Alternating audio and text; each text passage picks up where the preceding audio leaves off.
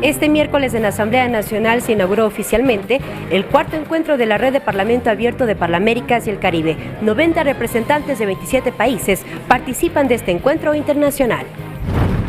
El ministro de Trabajo, Andrés Madero, informó ante la Comisión de los Derechos de los Trabajadores que son 11.820 las personas desvinculadas en el sector público por el Plan de Optimización del Estado. Comisión del Régimen Económico destaca las ventajas del proyecto de Código de Comercio. Avanzan las reformas a la Ley Orgánica de la Función Legislativa. La Comisión de Justicia y Estructura del Estado retomó el análisis este miércoles. Los medios legislativos presentan TVL Noticias Emisión Estelar con Belkis Sánchez.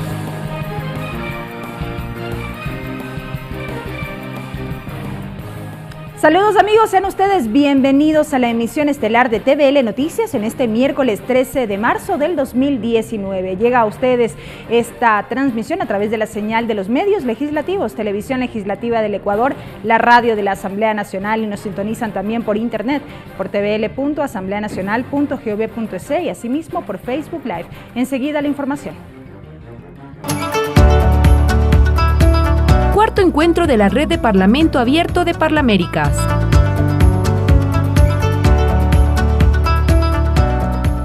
Iniciamos contándoles que con la presencia de 90 representantes de 27 países en el Salón Nela Martínez de la Asamblea Nacional, se cumplió este miércoles el acto inaugural del cuarto encuentro de la Red de Parlamento Abierto de Parlaméricas y el Caribe. En esta cita, los delegados internacionales hablaron de mecanismos para lograr transparencia y confianza en la ciudadanía. Mejorar los niveles de confianza en la sociedad a través de espacios de acceso a la información del trabajo legislativo fue uno de los ejes expuestos por la presidenta de la Asamblea, Elizabeth Cabezas, durante el acto de inauguración del cuarto encuentro de la Red de Parlamento Abierto de Parlaméricas. Anticipó que desde Ecuador se impulsa la creación de un centro de análisis e investigación legislativo.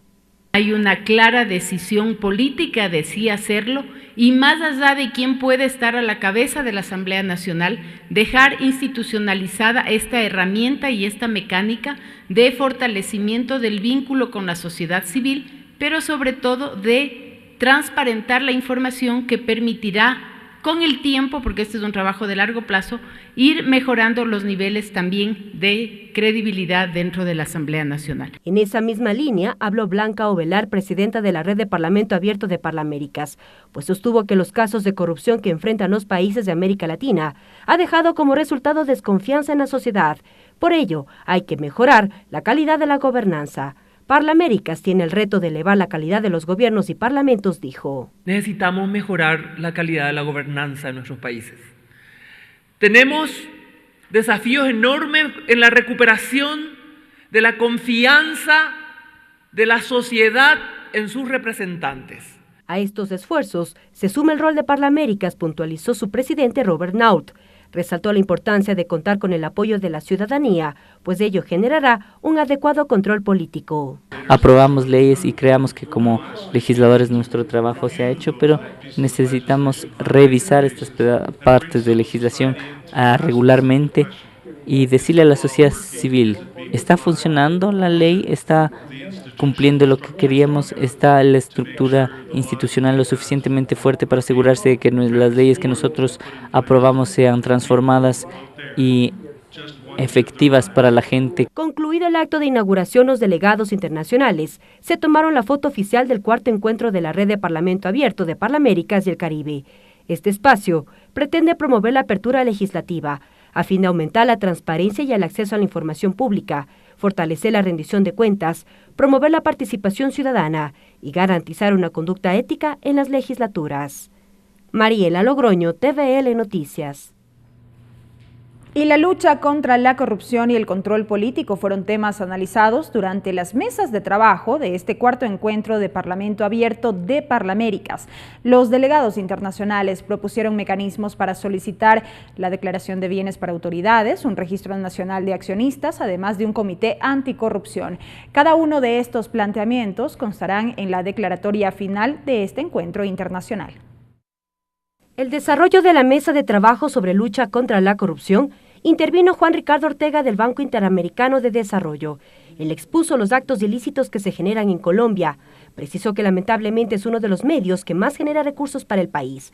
Incitó a los delegados a implementar mecanismos que permitan el equilibrio entre los intereses privados y públicos que garanticen precios estables y estabilidad financiera.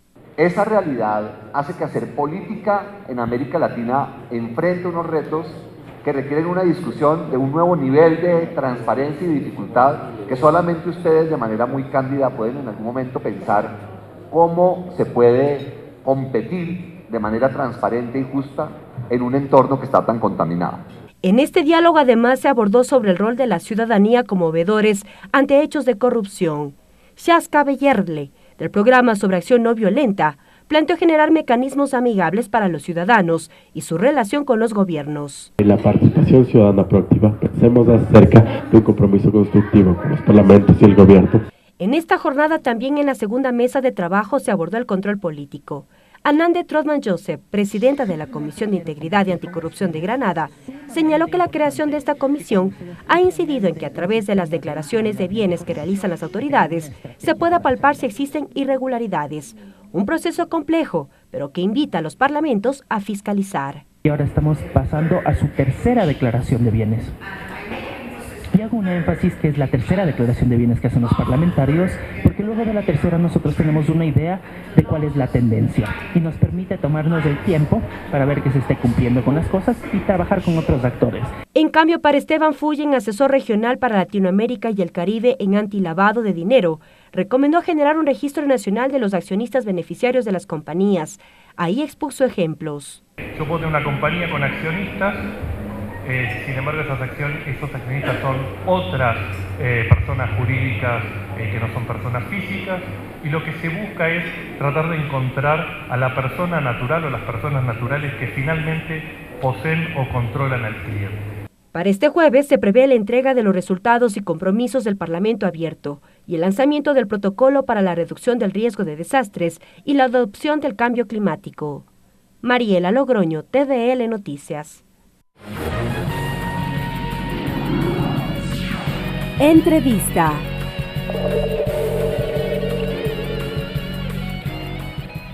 Y tal y como lo hemos visto en esta jornada, cuando se ha dado por inaugurado este encuentro de Parlamento Abierto de Parlaméricas, las delegaciones que ahora mismo se encuentran en nuestro país participando en esta cita internacional han formulado una serie de aportes a propósito de los temas que han sido puestos sobre la mesa del debate. Vamos a continuar dialogando acerca de esta cita y para ello nos acompaña en esta ocasión el asambleísta Fernando Burbano. Fernando Burbano, asambleísta nacional, integrante de la Comisión del Desarrollo Económico, Productivo y la Microempresa, integrante de Parlaméricas. Asambleísta Burbano, bienvenido a TVL Noticias. Muchas gracias. ¿Cómo evalúa usted esta jornada que se ha cumplido precisamente el día de hoy? Muy positiva. Creo que resulta ser un hito dentro de del trabajo legislativo de la Asamblea, porque en estas circunstancias que está viviendo el país de una lucha contra la corrupción desde diferentes instituciones y funciones, la Asamblea no solamente está tratando de hacer una reforma a la Ley Orgánica de la Función Legislativa, ha iniciado procesos de autodepuración, reformas al Código Orgánico Integral Penal, está tomando iniciativas de lucha contra la corrupción, sino que hoy es la sede de un encuentro global que justamente abarca sobre los desafíos que tienen los parlamentos del mundo respecto de control político. Desde esta perspectiva, lo que se pretende al final de la jornada es nutrirnos de las experiencias de otros países, experiencias exitosas y también los errores que se hayan cometido en la lucha contra la corrupción. Lo que queremos ir hacia una alianza hemisférica que permita a todos los parlamentos trabajar en red en la lucha contra la corrupción. Usted citaba estos o hacía referencia precisamente a los desafíos que tienen los parlamentos en esta lucha y esto de cara a lo que, por ejemplo, señalaba hoy la presidenta de la Asamblea Nacional del Ecuador, Elizabeth Cabezas, en el acto inaugural, esta imagen no precisamente positiva que tiene la ciudadanía respecto de los distintos parlamentos. Sí, yo diría que si hay dos cosas que son muy similares en todos los parlamentos del mundo, es de que los parlamentos en el mundo no tenemos buenas notas. No hay buenas calificaciones. ¿Por qué? ¿A qué se debe esto si es importante la existencia, en este caso, de un poder legislativo que se encargue precisamente de esta tarea de formular leyes, de legislar y de fiscalizar? Yo creo que hay dos cosas aquí. La primera es que, si bien es cierto, nosotros como acreditamos la representación política de los ciudadanos para legislar y hacer control político, pero por otra parte también la ciudadanía espera que los legisladores resolvamos problemas más inmediatos, más de coyuntura, más del día a día, y que en nuestras competencias no está a nuestro alcance. Entonces ahí existe una cierta frustración ciudadana respecto de esas expectativas que quiere de los legisladores. Y falta de conocimiento también, si se quiere. Sí, y por otra parte yo también diría que hay una suerte de divorcio en la mayoría de parlamentos entre los legisladores y los ciudadanos, entre la función legislativa y la ciudadanía. Es necesario avanzar, y este es el objetivo de este encuentro, a cómo encontramos mecanismos para lograr que los ciudadanos trabajen más de cerca con los parlamentos. La tan ansiada participación ciudadana. Mire que nuestro parlamento es un parlamento modelo y nuestro país es un país modelo. Tenemos ley de acceso a la información pública, tenemos una ley de participación ciudadana, tenemos la silla vacía, tenemos la consulta prelegislativa. Nuestro parlamento tiene un departamento de participación ciudadana, tiene escuela legislativa, pero algo siempre nos falta. Y creo yo es que bajar toda esta institucionalidad y estos espacios de participación a una profundización, a hechos reales y concretos. La pregunta es, ¿cuántas leyes en realidad los ciudadanos conocen que estamos haciendo? ¿Cuántas están coparticipando? De ahí que el desafío a futuro es, por ejemplo, desde mi punto de vista, lograr hacer que las casas legislativas en realidad sean puntos de conexión con redes de asociaciones o redes de organizaciones sociales que puedan estar observando lo que hace la Asamblea. Otro objetivo es de que la academia y los sectores sociales puedan tener algún nivel de incidencia en la producción académica respecto a las leyes o del ejercicio del control político. Y la otra es que la Asamblea tiene que, lo que produce, comunicar. Creo que ahí nos quedamos cortos. Me parece, por ejemplo, es terrible que se haya recortado el presupuesto de la Asamblea. Somos una función del Estado, quizás la más importante, somos el primer poder del Estado, pero estamos atados en temas de comunicación porque no tenemos presupuesto. Nuestro canal público debería llegar a todos los rincones del país. Nuestra radio de igual manera, deberíamos ser nosotros la fuente de información de todos los medios. Entonces, esos desafíos tenemos que irlos haciendo de poco a poco para que la función legislativa esté muy cerca a la ciudadanía y que los ciudadanos vean que acceder a la legislatura no es una cosa complicada, vean nuestro trabajo, qué es lo que hacemos.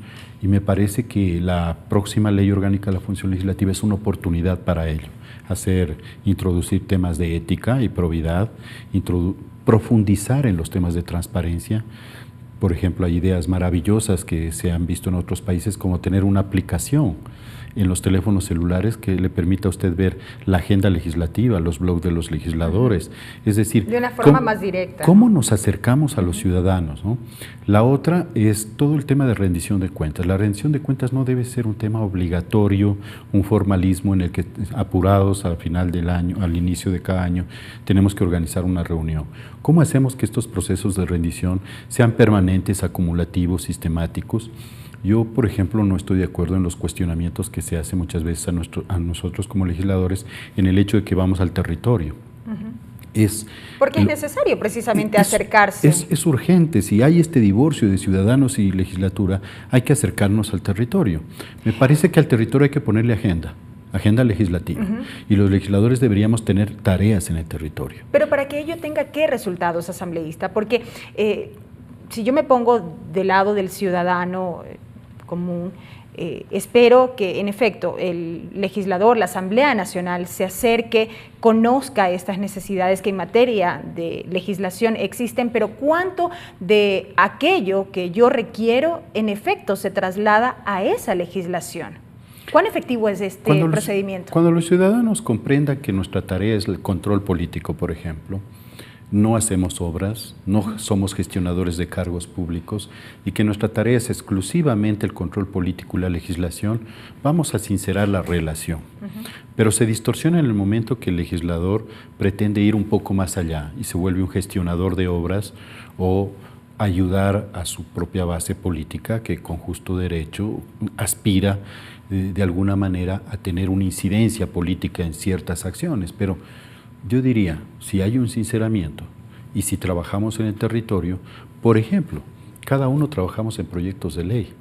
A mí, yo le voy a hablar desde mi experiencia práctica. Si yo no hubiera tenido reuniones con pescadores artesanales, no hubiera sido alertado de la presencia de la flota china e hice una denuncia de esa naturaleza. Si no hubiera tenido reuniones con los beneficiarios del ex Banco Nacional de Fomento que estaban atrasados en sus pagos, no hubiera podido incidir por ellos en la ley de fomento productivo. Si no hubiera sabido que de agricultores maiceros no les pagaban a ellos los seguros agrícolas por las pérdidas del año anterior a causa del déficit de agua, pues de igual manera no hubiera podido hacer control político y hoy todos estos sectores no hubieran tenido los beneficios que hoy tienen, que por ley les corresponde. Entonces, creo que el contacto permanente con los ciudadanos hace que nuestra calidad de representación mejore y que la relación de la Asamblea como institución a través de nuestro trabajo como legisladores sea mucho más efectiva y eficiente. Correcto. Todos estos elementos que estamos analizando se enmarcan precisamente en este gran concepto de Parlamento abierto, que es el tema que nos aboca a esta cita internacional. Hoy se han cumplido estas 2 primeras mesas de trabajo.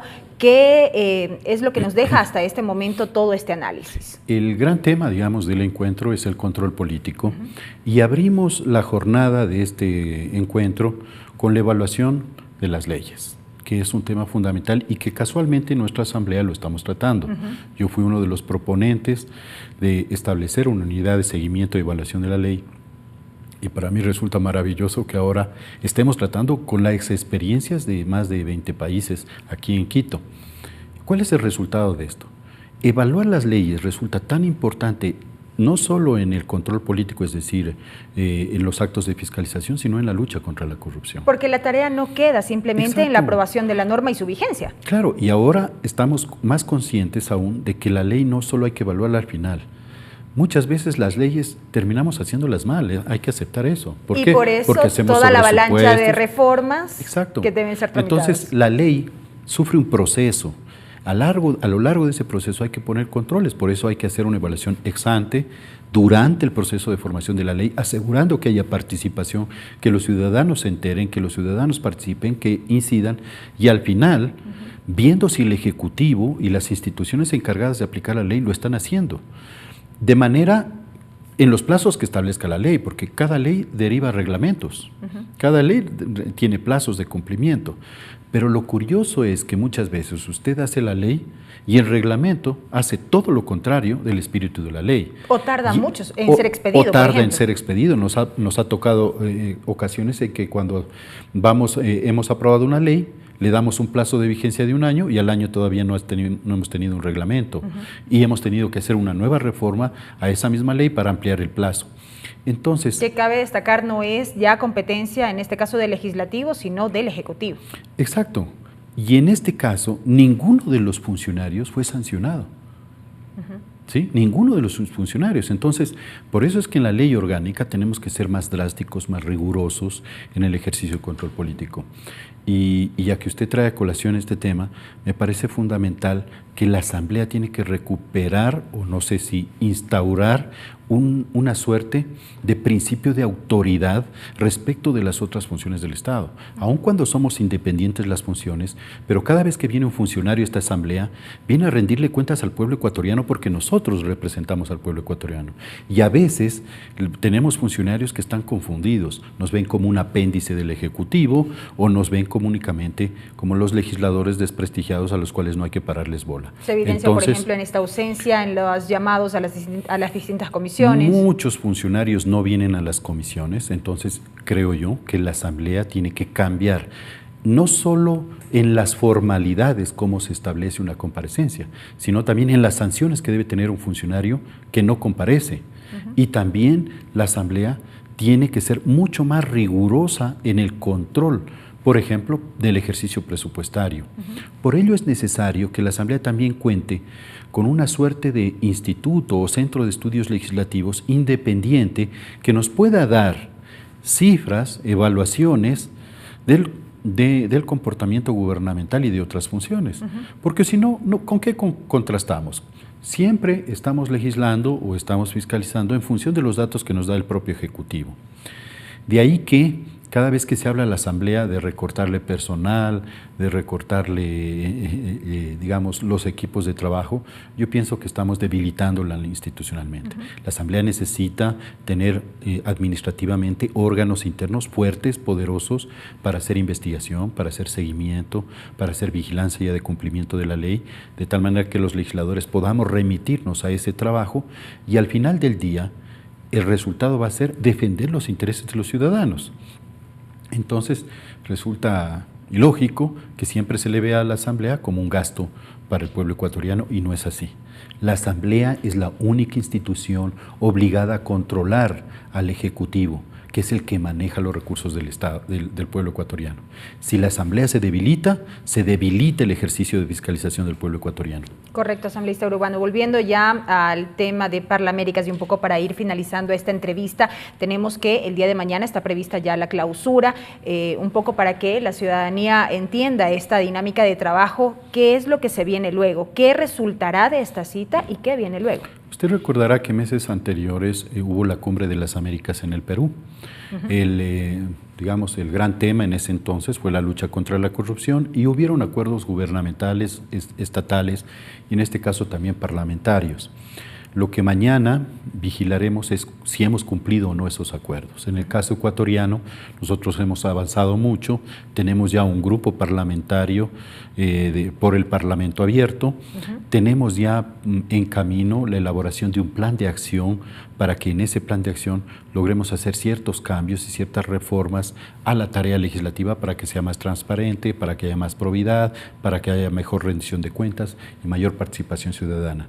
Y finalmente, mañana también se pasará una revista sobre los compromisos respecto del cambio climático y del cumplimiento de los objetivos de desarrollo sostenible de la Agenda 2030, que dicho sea de paso, nuestro país también, y en este caso la legislatura, ha avanzado porque estamos trabajando en los indicadores de la Agenda 2030, de los objetivos de desarrollo sostenible en las leyes. Entonces, al final, sería maravilloso tener que cada ley tenga indicadores. O sea, esta ley, ¿en qué va a beneficiar a los objetivos de desarrollo sostenible? ¿En qué va a beneficiar a superar los índices de pobreza? ¿En qué va a beneficiar en mejorar el empleo? Entonces, así, si una ley tiene indicadores, al final del día nosotros vamos a poder tener una mejor evaluación. Correcto, y estar entonces atentos a todo este trabajo. Así es. Gracias la presencia del asambleísta Fernando Burbano, quien nos ha acompañado en este segmento de entrevistas a propósito de este cuarto encuentro de Parlamento Abierto de Parlaméricas que se desarrolla ahora en la capital.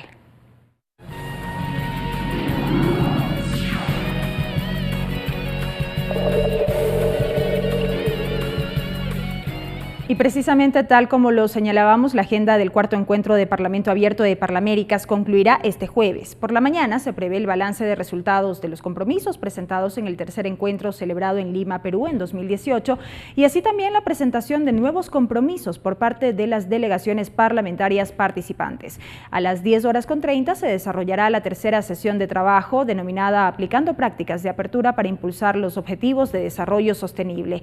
A partir del mediodía se prevé la elección de la vicepresidencia de la Red de Parlamento Abierto de Parlaméricas por el Caribe, la elaboración de la declaración del cuarto encuentro, las evaluaciones de esta cita y el cierre de la misma. Amigos, tiempo de una breve pausa. Al volver, más información, quédese en nuestra sintonía. Regresamos con TVL Noticias, emisión estelar, luego de la siguiente pausa promocional.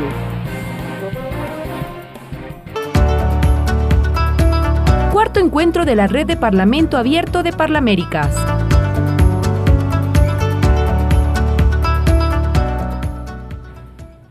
Y en este espacio de noticias continuamos hablando acerca de este cuarto encuentro de la Red de Parlamento Abierto de Parlaméricas. Nuestra compañera Mariela Logroño dialogó con la asambleísta Ana Belén Marín, quien es integrante del Consejo de Parlaméricas.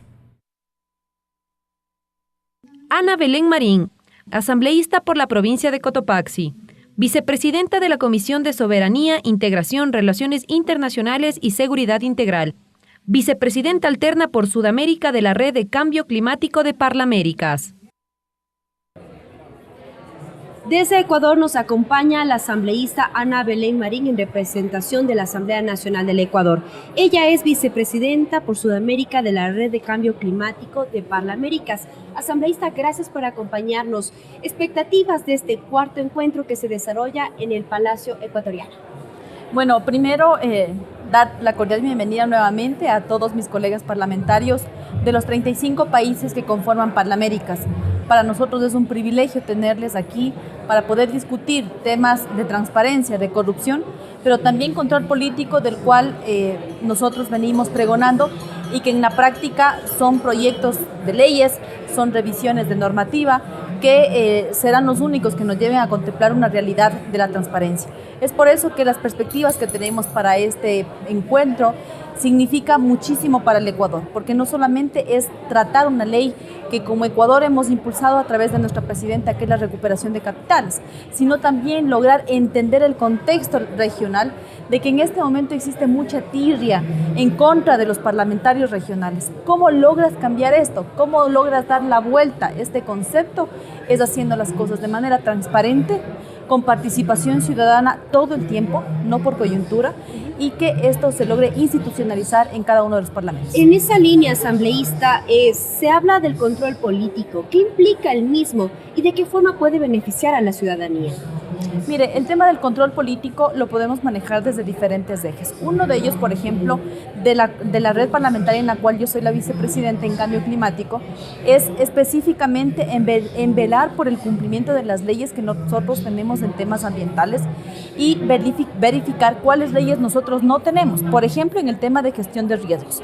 Nosotros como Parlamento, como Parlaméricas y como vicepresidenta hemos sacado históricamente un primer protocolo que estamos tratando respecto a la reducción de gestión de riesgos a nivel de toda la región de Latinoamérica. ¿Una referencia para otros países de la región? Por supuesto que sí. Este protocolo abarca términos generales del marco de Sendai, pero nuestro rol como políticos, ¿cuál es? Es velar que el presupuesto que se asigna para la gestión de riesgos, por ejemplo, sea el adecuado. Que el tema también de nosotros tener esta educación preventiva vaya de la mano con educación preventiva, no solamente conocimiento, sino prevención, que lo que generará en un país que está preparado es disminuir el gasto y más bien tener inversiones preventivas. Es por eso que el control político es fundamental, por un ejemplo en el tema de cambio climático, pero también el control político cuando tú estás ejerciendo un cargo, por ejemplo como parlamentario, es qué tipo de audiencias tú tienes, con quién te reúnes, qué temas vas a tratar. Hay temas que nosotros por constitución nos prohíben, por ejemplo, gestionar, y que eso debería nosotros tener absolutamente claro hasta dónde son nuestros límites y también ver qué intereses están de por medio. Y justamente ello, ¿cómo lograr esta interacción entre los legisladores y la participación ciudadana en el marco de la construcción de estas normativas? Definitivamente, eso es lo clave, estimada Maribel. ¿Por qué? Porque nosotros como parlamentarios somos pasajeros. Quien se queda es la institución y quien se queda es el ciudadano.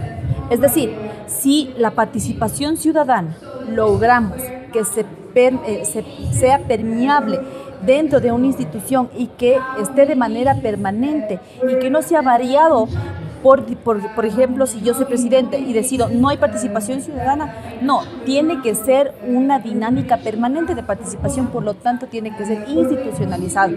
Hoy tenemos el gran ejemplo como Ecuador, tenemos inclusive una coordinación de participación ciudadana y tratamos diferentes temas con diferentes leyes, pero vemos que todavía podemos ir creciendo e innovando, que es lo fundamental. Por ejemplo, algo que nos está faltando a nosotros es la transmisión en vivo de las sesiones de las comisiones, algo que no tenemos. Pero ojo, aquí estamos hablando del tema parlamentario, pero esto no se queda ahí. Nosotros ya hemos ratificado ser parte del OGP, que es ya a nivel global de que incluye Parlamento, Estado, todos los diferentes poderes y que en el mismo, como Estado en sí, en el cual participan todos los poderes, es que todos colaboran para que la transparencia en justicia, para que la transparencia en el tema electoral, para que la transparencia en el tema legislativo vaya de la mano, para que el ciudadano, quien es el que va evaluando cómo evoluciona la transparencia, sea nuestro principal lector. Y como su nombre lo dice, el Parlamento abierto, pero ¿cómo lograr, en este caso, en relación al país?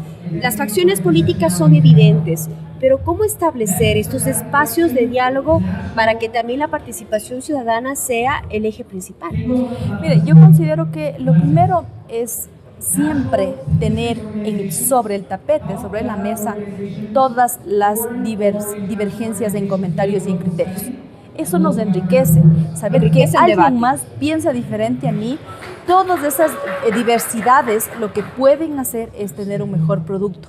No ayuda en que si tenemos una ley, por ejemplo, que vamos a tratar un tema ambiental, solo llamo a los que me interesan. Eso no es participación ciudadana, eso es oportunismo. Lo que se requiere con el Parlamento abierto es que de manera permanente participen actores, pero también falta aquí una proactividad del ciudadano.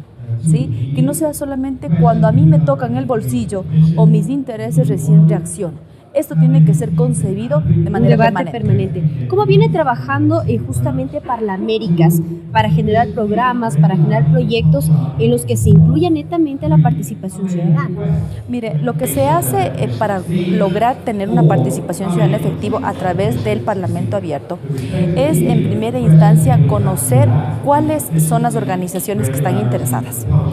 El segundo paso es tener cuáles son las herramientas con las que cuenta un gobierno. Vamos a hablar por tema parlamentario. ¿En qué condiciones está un parlamento? Porque no todos los parlamentos parten desde el mismo origen. Y comparten también diferentes experiencias. Exacto, hay diferentes experiencias, hay diferentes conocimientos, alcances, inclusive leyes que nosotros no la tenemos, pero hay leyes que nosotros sí podemos incluirla. Y esto, al producto final de toda esta evaluación, es tener un plan de acción. ¿Ya? Este es el producto final de la evaluación, pero el producto inicial para que un parlamento arranque y diga yo soy un parlamento abierto, y que esto lo que conlleva es hacer todos los temas, no solo los que le interesa a quien esté al frente, todos los temas hacerlo de manera transparente. Como usted lo ha dicho, hay diferentes experiencias, avances normativos en diferentes países, son realidades que compartimos en aspectos y que nos pueden servir a nosotros también como referencias, pero ¿cómo lograr cumplir con este objetivo 17 de la Agenda 2030? Miren, no es fácil, definitivamente que no es fácil, pero sí se puede lograr. Cuando nosotros hablamos de transparencia, cuando hablamos de los objetivos del milenio, no solamente le corresponde hacer a un sector. Son todos los sectores de manera multilateral que cada uno haciendo su esfuerzo bajo su competencia suman esos esfuerzos y lograr objetivos en común en temas sociales, en temas ambientales, en temas de lograr el tema de disuadir de alguna manera la corrupción, pero una sola institución no lo puede hacer, pero sí se puede empezar desde un parlamento, en el caso de los países que no exista ni siquiera por parte del Estado ese interés de tener un Estado, un gobierno abierto. Más bien es que nosotros, cada uno que pueda dar su aporte desde los diferentes espacios, logrará no solamente cumplir el objetivo 17, sino todos los objetivos que nosotros nos planteemos como gobierno y como Estado. Asambleísta, desde la realidad de Ecuador y Sudamérica, ¿cómo poder establecer y concretar el Parlamento abierto? Para poder concretar el Parlamento abierto, lo que requiere es, en primera instancia, es voluntad política.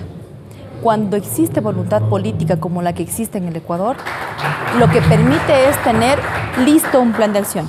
¿Cuál es tu plan de acción? ¿Cuál es tu hoja de ruta a seguir? Y posterior a ello, el segundo paso es lograr institucionalizar una política de transparencia y cero corrupción. Que eso no dependa del parlamentario que se encuentre en ese momento bajo una coyuntura o presiones, sino que sea una política estratégica que más bien permita cambiar esta imagen de reproche, de rechazo por parte de la sociedad, a darle una vuelta de que desde el Parlamento sí se pueden hacer las cosas de mejor manera. Desde este cuarto encuentro sería la posibilidad y la alternativa. Mire, tenemos un reto muy grande con todos los problemas coyunturales que han existido en toda esta administración parlamentaria desde que estoy asumiendo como asambleísta, el sinnúmero de eventualidades que han sucedido.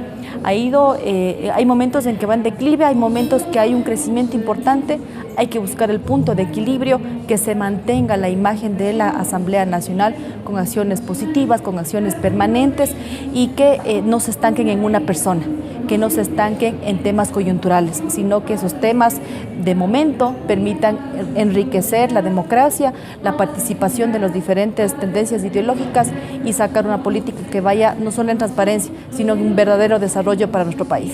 Gracias, asambleísta. Estuvo con nosotros la asambleísta Ana Belén Marín, representante de Ecuador. Además es vicepresidenta por Sudamérica de la Red de Cambio Climático de Parlamentos.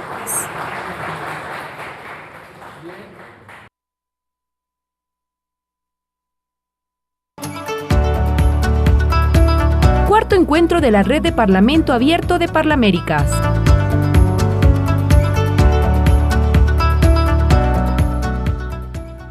Continuamos con más información, amigos, y les contamos que a días de las elecciones seccionales, la presidenta de la Asamblea Nacional, Elizabeth Cabezas, socializó con los jefes de bancadas una propuesta de enmienda constitucional que limitaría las atribuciones del Consejo de Participación Ciudadana y Control Social en cuanto a la elección de autoridades. La titular de la legislatura aclaró que la misma no busca eliminar el Consejo, sino regular sus competencias. Esta propuesta se fundamenta en el artículo 441 de la Constitución respecto de la capacidad que tiene la Asamblea Nacional de proponer estas enmiendas en los artículos relacionados con los deberes y atribuciones del organismo de participación. El proyecto será enviado al Consejo de Administración Legislativa CAL para su conocimiento y posterior envío a la Corte Constitucional. La presidenta Cabezas se pronunció al respecto. Fundamentalmente hemos recogido nosotros la preocupación del 60% de los ecuatorianos que primero no conocen los candidatos que van a participar para elección como miembros del Consejo de Participación Ciudadana, y también la preocupación de las declaraciones que muchos de ellos han hecho que extralimita las funciones que en realidad les da la ley en cuanto al accionar de los miembros del Consejo de Participación.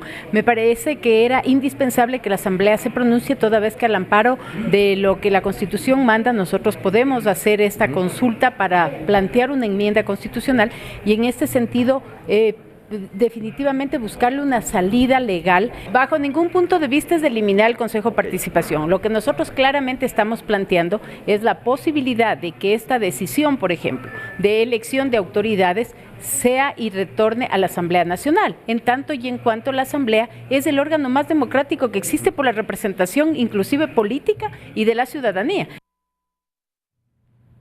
Los integrantes de la Comisión de Fiscalización ya no pertenecerán a otras comisiones como sucede actualmente. Así lo decidió la Comisión de Justicia, que la mañana de este miércoles retomó el análisis del proyecto de reformas a la Ley Orgánica de la Función Legislativa. Tras la exposición de la presidenta de la Asamblea Nacional a su proyecto de reforma a la Ley de la Función Legislativa, la Comisión de Justicia retomó el análisis de la temática. Y es que entre las propuestas se busca que los integrantes de la Comisión de Fiscalización no pertenezcan a otras comisiones legislativas como sucede actualmente. Franklin Samaniego hace sus observaciones. Por ejemplo, este momento convoca a la Comisión de Fiscalización y convoca a la Comisión de Justicia. De aquí tenemos tres compañeros y nos quedamos en Goroballao acá. De acuerdo a la vigente ley de la función legislativa, la Comisión de Fiscalización tiene el carácter de permanente y está integrada por el mismo número de las otras comisiones especializadas, y sus miembros deberán integrar otras comisiones especializadas permanentes. La Comisión de Fiscalización tiene a su cargo un papel sumamente importante, el llevar adelante los procesos de fiscalización establecidos en la Ley Orgánica de la Función Legislativa, juicios políticos y todas las investigaciones correspondientes, que no tienen nada que ver con la Comisión de Ética. La Comisión de Ética analizará todo lo que tiene que ver con los procedimientos administrativos internos para control y sanción de las infracciones a la Ley Orgánica de la Función Legislativa. Otra de las propuestas busca que el Consejo de Administración Legislativa haga un seguimiento a la agenda de las comisiones permanentes especializadas. Lourdes Cuesta discrepa. ¿Cómo se ve el trabajo de una comisión? Con los informes que se van al pleno, con el número de sesiones, con el número de reformas que se tienen. Incluso se establecía una sanción para la comisión que no trate un proyecto y que no tenga un informe entre 45 y 60 días. Muchas veces la dinámica de los proyectos de ley que se presentan se amplían esos plazos. En total, la Comisión de Justicia tramita otros 16 proyectos de reforma a la Ley de la Función Legislativa. Ricardo Bravo, TVL Noticias. Simplicidad, equidad y cambio de paradigmas son algunas de las características que se destacaron al interior de la Comisión del Régimen Económico tras la aprobación del proyecto de Código de Comercio. El Ejecutivo deberá pronunciarse con su sanción favorable o veto parcial o total de ser el caso. La Comisión del Régimen Económico destacó los avances y ventajas del proyecto del nuevo Código de Comercio aprobado este martes por el Pleno de la Asamblea.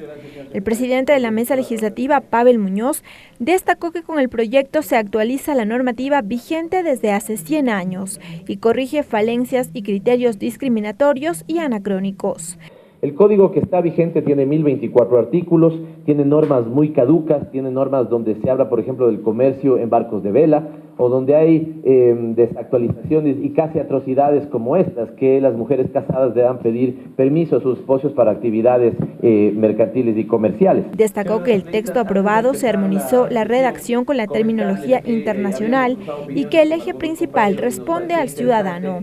Proempresarial y pro-ciudadano. Empresarial en el sentido de que no se obstruyan las actividades económicas, comerciales, mercantiles, pero también que cuando hay una relación de asimetría podamos cuidar la desventaja que el ciudadano puede tener en esa relación de asimetría. Manifestó que la propuesta aprobada por la Asamblea incorpora conceptos como equidad, cambio de paradigmas y simplificación, además de reconocer el comercio de masas, beneficiar la interpretación al no comerciante y otorga mayor valor a la costumbre mercantil. Se dinamizan las transacciones bajo principios de transparencia, se legisla también bajo el concepto de comercio justo. Ahora resta que el Ejecutivo envíe la sanción favorable o veto al proyecto. Lorena Espinosa, TVL Noticias. Y atención, 11.820 funcionarios públicos fueron desvinculados desde diciembre de 2018 hasta febrero de 2019 debido al plan de optimización del Estado. Así lo informó el ministro de Trabajo encargado, Andrés Madero, ante la Comisión de los Derechos de los Trabajadores de la Asamblea. 11.820 funcionarios públicos fueron cesados de sus cargos desde diciembre de 2018 hasta febrero de 2019. Así lo explicó el ministro de Trabajo, Andrés Madero. En la función ejecutiva se han dado 8.916 desvinculaciones. En la función judicial se han desvinculado a 207 personas. En la función legislativa se han desvinculado a 566 personas. En la función de transparencia y control social se han desvinculado a 157 personas. En las instituciones creadas por la Constitución y la ley se han desvinculado 2.365 personas. En el Consejo de Gobierno del Régimen Especial de Galápagos, 39 personas.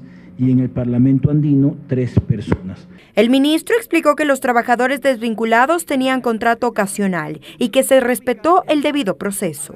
Es decir, que las desvinculaciones que realizan cada una de las instituciones responden a los criterios técnicos y legales establecidos por cada una de ellas, con el objetivo de alcanzar todos sus funcionarios el óptimo desempeño y desarrollo de la prestación de servicios. El asambleísta Byron Valle denunció irregularidades en el cumplimiento de la LOCEP, pues hay algunos casos que no fueron analizados. Me encontré que ahí en los desvinculados encontré a 2 señoras embarazadas. Señor ministro de Trabajo. 2 señoras embarazadas. Encontré a una madre en lactancia, que fue inclusive hasta con su nene, ¿verdad? De cerca de 2 meses en lactancia. La ley la protege. Sin embargo, fue desvinculada. Me encontré con una persona con discapacidad también que tiene protección especial. Sin embargo, nada de esto fue considerado. Por lo tanto, aquí también hay vulneración de derecho. Ante esto, Alberto Arias dijo que es importante buscar soluciones. Lo que menos impacte, porque en el momento que vamos a tomar decisiones va a haber impacto, pero debe de ser el menos impacto social para buscar la solución a los problemas. Fue el turno del ministro de Educación, Milton Luna. Él explicó que ningún docente fue desvinculado y que los despidos de más de 2.200 funcionarios se dieron apegados a la ley, a las personas con contratos ocasionales.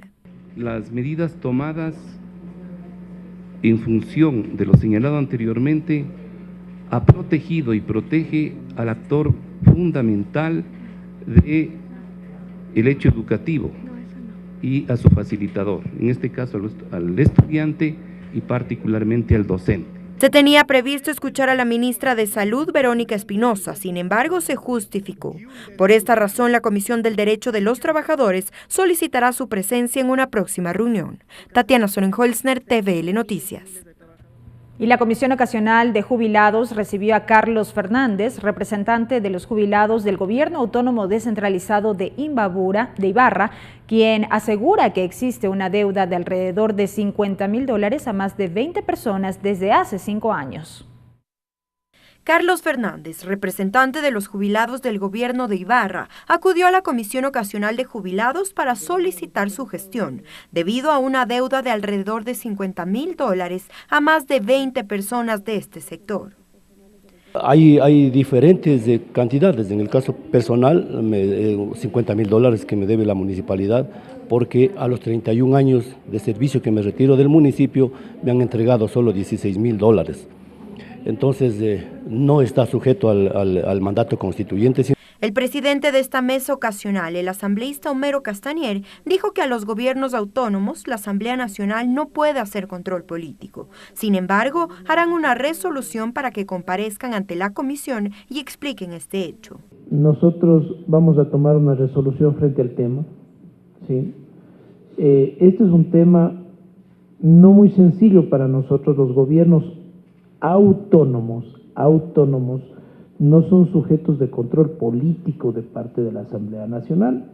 Además, recibieron a Henry Llanes, representante del Frente de Jubilados del BIES, quien dijo que las autoridades deben cumplir con la política pública y que se debe pagar y respetar los plazos dados a los jubilados. El cumplimiento de una ley, política pública, política social, y de una ley que está aprobada por esta legislatura.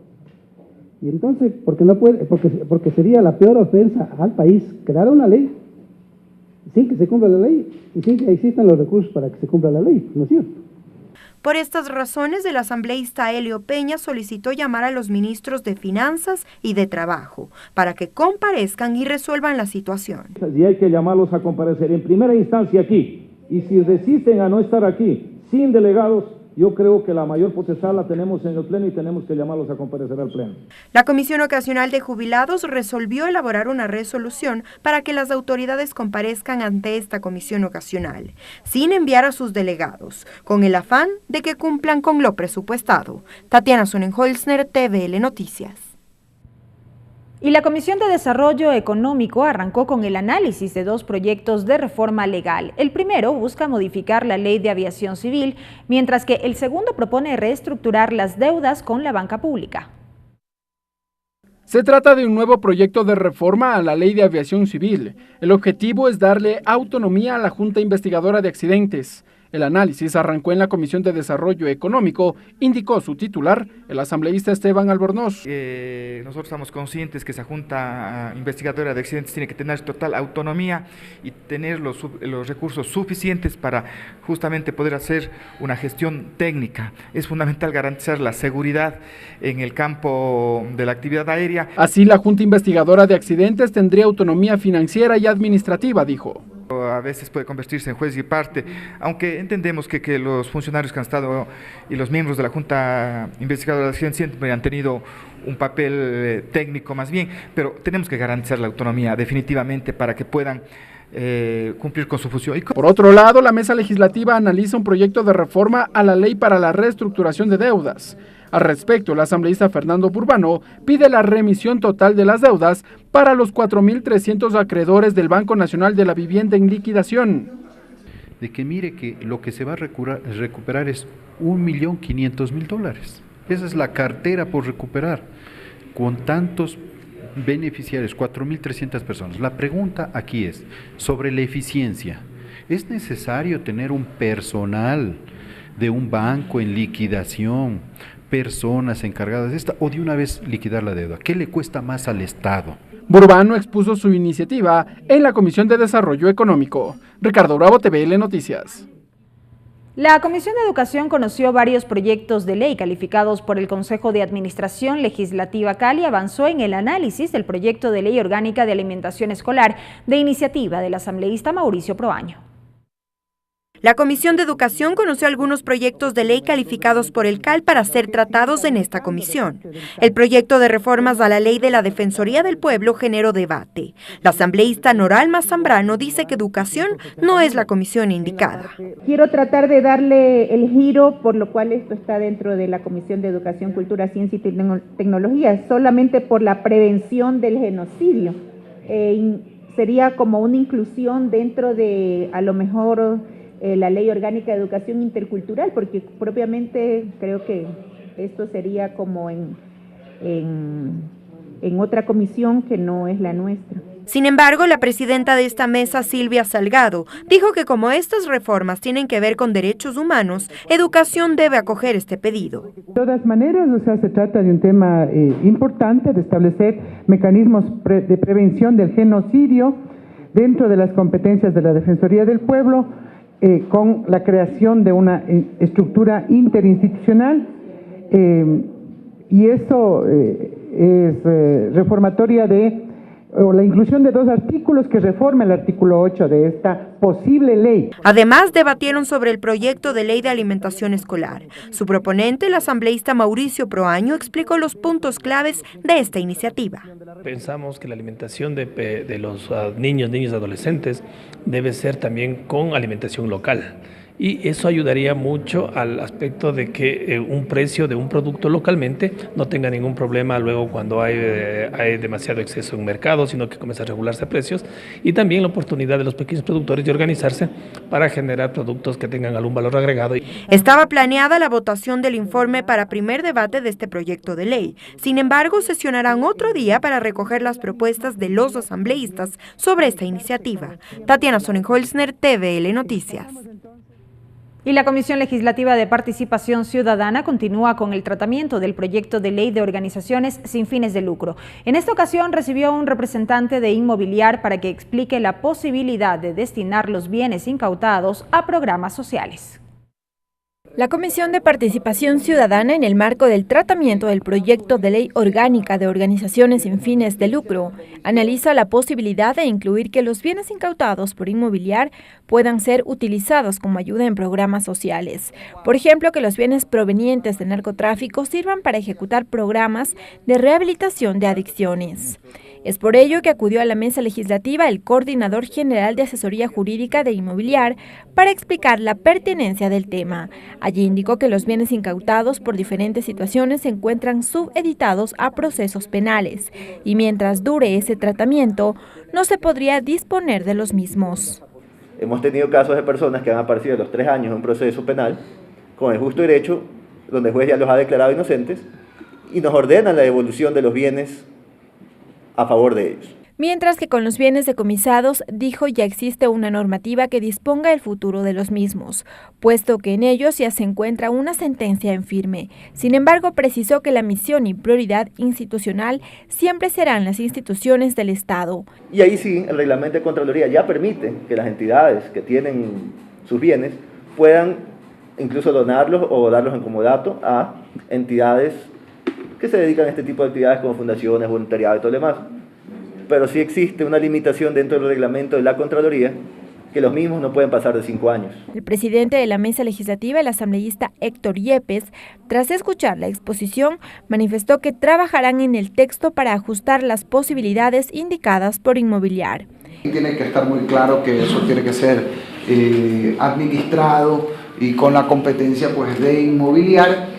Y yo no sé si en el texto está claro, pero por supuesto en estos casos, sí, tal como hemos dicho que para recibir recursos públicos, y así está en la ley, la asociación tiene que ser persona jurídica. Estas observaciones serán tomadas en cuenta en la elaboración del informe para segundo debate. Lorena Espinosa, TVL Noticias. Regresamos con TVL Noticias, emisión estelar, luego de la siguiente pausa promocional. Continuamos con TVL Noticias, emisión estelar. Más información, amigos, gracias por acompañarnos. El ministro de Relaciones Exteriores, José Valencia, se refirió a la solicitud de medidas cautelares interpuesta por la defensa del fundador de Wikileaks, Julian Assange, ante la Comisión Interamericana de Derechos Humanos. Según Valencia, con esta negativa de la CIDH se mantiene el protocolo especial de visitas en la Embajada de Ecuador en Londres, vigente desde octubre del año pasado. El canciller señaló que el país está a la espera de una pronta solución a este caso de asilo diplomático por el bienestar e interés nacional.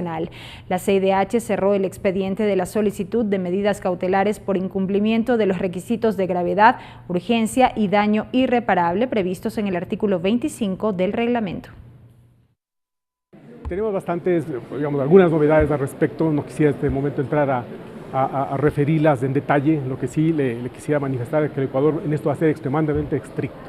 Si el señor Assange rompe el protocolo, que no es otra cosa que la representación de las convenciones internacionales sobre asilo diplomático, el Estado ecuatoriano sabrá actuar en derecho, con derecho internacional y por supuesto aplicando todos los procedimientos que están contemplados en el derecho internacional al respecto. Nosotros esperamos que el caso del señor Assange se resuelva.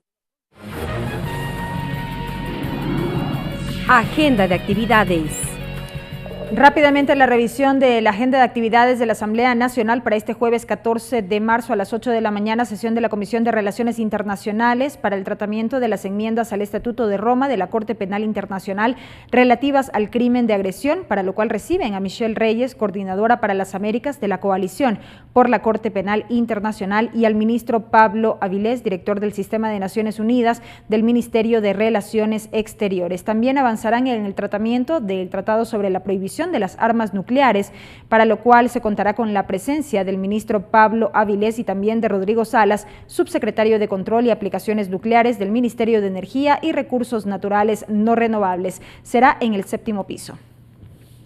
10:15, sesión de la Comisión de Biodiversidad para el análisis y debate del proyecto de ley orgánica sobre el porcentaje de utilidades para los trabajadores de los sectores hidrocarburífero, minero, energía eléctrica y servicios complementarios, que reforma la Ley Orgánica de Planificación Integral de la Circunscripción Territorial Especial Amazónica. También la revisión y el análisis del informe para primer debate del proyecto de ley orgánica reformatoria a la Ley Orgánica de Recursos Hídricos, Usos y Aprovechamiento del Agua. Será en el 7º piso. Y así llegamos a la parte final de la emisión estelar de TVL Noticias. Gracias por habernos acompañado. Una muy buena noche. Los medios legislativos presentaron TVL Noticias, emisión estelar.